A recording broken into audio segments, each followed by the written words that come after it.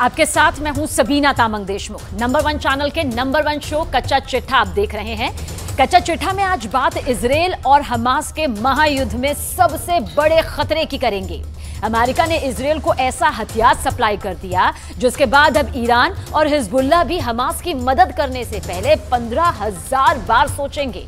15,000 ये हम क्यों कह रहे हैं? दरअसल 15,000 बार इसलिए क्योंकि अमेरिका ने इजरायल को जो हथियार सप्लाई किया उसकी तादाद 15,000 से भी ज्यादा है।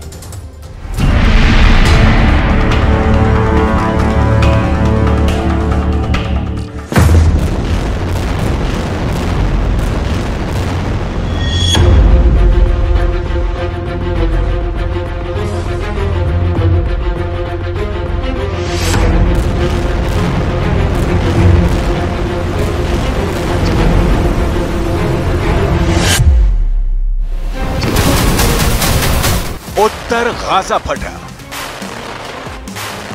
अब दक्षिण गाजा फट रहा है। इजरायल पूरे गाजा को मिट्टी में मिला रहा है। सीज फायर खत्म होने के बाद गाजा को खत्म करने की तस्वीरें फिर से आनी शुरू हो चुकी हैं। लेकिन गाजा पर मौत बरसाने वाली तबाही के पीछे इजरायल ही नहीं बल्कि अमेरिका का असलहा है। हमास को खत्म करने के लिए अमेरिका ने इजरायल को 15,000 बंकर बस्टर बम भेजे हैं। गाजा पर बमबारी के लिए अमेरिका ने इजरायल को 57,000 तोप के गोले सप्लाई किए हैं। एक तरह से बाइडन मौत बांट रहे हैं। ये इल्जाम अमेरिका पर बार बार लग रहा है। अब 15,000 बंकर बस्टर बम बांटकर बाइडन ने इजरायल को बता दिया है कि हमास के खत्म होने तक, गाजा की एक एक इमारत के तबाह होने तक अमेरिका नेतन्याहू के साथ है।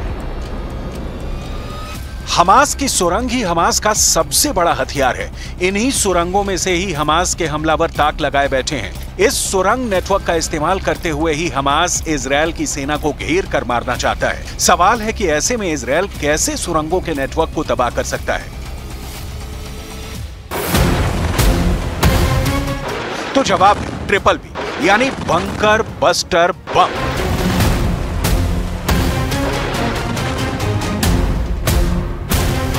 ये ऐसा बम होता है जो बंकर को भेद कर फटता है। ये गहराई में छुपे दुश्मन को मार डालता है।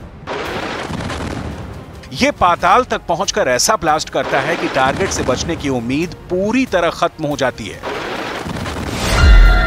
इसीलिए इसे कहा जाता है बंकर बस्टर बम। इजरायल को अमेरिका से कई तरह के बहुत ही खतरनाक बंकर बस्टर बम मिल चुके हैं जो हमास की सुरंग को तबाह कर सकते हैं। पहला है GBU-28, दूसरा है GBU-72, तीसरा है GBU-57। נמשיך במלחמה עד שנשיג את כל מטרותיה. ואי אפשר להשיג מטרות אלה ללא המשך התמרון הקרקעי. התמרון הקרקעי היה הכרחי כדי להביא את התוצאות עד עכשיו, והוא הכרחי כדי להביא את התוצאות בהמשך.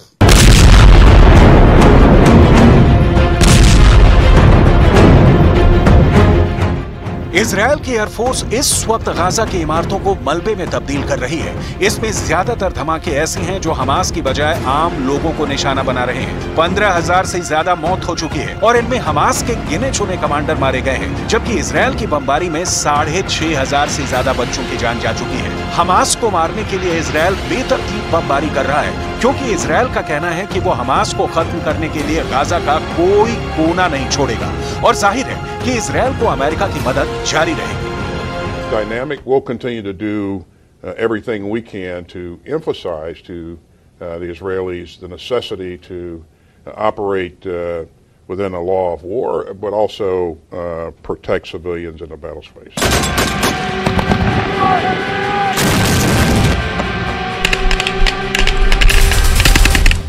हमास का सुरंग नेटवर्क कहां तक फैला हुआ है, इसके बारे में इजरायल की खुफिया एजेंसी मोसाद तो पहले ही पूरी तरह फेल साबित हो चुकी है। वैसे हमास की सुरंगों के नेटवर्क को खत्म करने के लिए इजरायल की एयरफोर्स 3 तरह के बहुत महंगे बंकर बस्टर बम इस्तेमाल करती आ रही है। इजरायल का GBU-28 bunker buster bomb 6 metre मोटी कंक्रीट की परत को पार कर सकता है। सुरंग ज्यादा गहरी है तो GBU-72 बम है, ये 30 मीटर मोटी कंक्रीट को भेद सकता है। तीसरा बम सबसे ज्यादा खतरनाक है। ये है GBU-57, जो 60 मीटर की सतह को भेदने के बाद तबाही मचाता है। यानी जमीन के 60 मीटर गहराई में छुपना भी मौत से नहीं बचा पाएगा।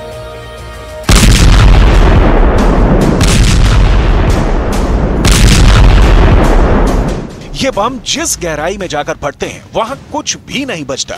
मिसाल के तौर पर जब 30 मीटर की गहराई में किसी सुरंग में 1000 किलो विस्फोटक फटेगा तो अंदाजा लगाया जा सकता है कि कैसे पूरी सुरंग एक बार में ढह जाएगी।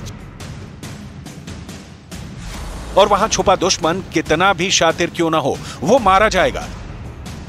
लेकिन इजरायल के लिए सब कुछ इतना आसान नहीं रहने वाला। उसके पास चाहे जितने बंकर बस्टर बम हो, लेकिन हमास की सुरंग भी ऐसी है जिनका नेटवर्क और जिनकी गहराई अब भी इजरायल के लिए बहुत बड़ा चैलेंज बनी हुई है। नेतन्याहू के सामने एक बड़ा सवाल यह है कि जो बम 10 करोड़ रुपए से लेकर 30 करोड़ रुपए में आता है, उसको कहां इस्तेमाल किया जाए। इतना महंगा बम और सुरंग भी कोई छोटी मोटी नहीं, बल्कि 500 किलोमीटर का नेटवर्क। अब इजरायल को अमेरिका से मिल रहा है उसका सबसे फेवरेट बंकर बस्टर बम, जो सस्ता भी है, भरोसेमंद भी है, जिससे गाजा की तबाही और तेज की जा सकती है। इजरायल ने इसका इस्तेमाल कई जगहों पर किया है। देखते ही देखते इसके एक हमले से पूरी की पूरी इमारत गिर जाती है, जमीन के नीचे सुरंग ढह जाती है। इस बम का नाम है BLU-109। 870 किलो का यह बम 7 फीट 11 इंच लंबा होता है। 370 मिलीमीटर की गोलाई होती है। सबसे खास बात यह कि इसकी कीमत सिर्फ $21,000, जो बाकी बंकर बस्टर बम के मुकाबले काफी कम है। यही वजह है कि अमेरिका ने इजरायल को यह बम बड़ी तादाद में सप्लाई कर दिए हैं। Conflict ends. Hamas cannot control Gaza, and Israel must be secure. Palestinians need a hopeful political horizon.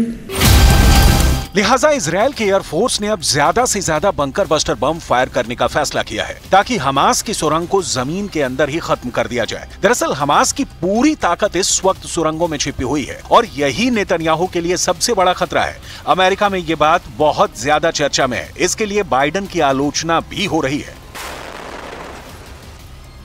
कि गाजा पर बमबारी के लिए अमेरिका ने इजरायल को 5000 से ज्यादा MK-82 मार्क 82 बम दिए हैं। ये अनगाइडेड बम होते हैं। इसके अलावा अमेरिका ने करीब 5500 MK-84 बम दिए हैं। इसके अलावा 1000 GBU-39 स्मॉल डायमीटर बम सप्लाई किए हैं। साथ ही 3000 से ज्यादा JATM यानी ज्वाइंट डायरेक्ट अटैक म्यूनिशन बम भी भेजे हैं।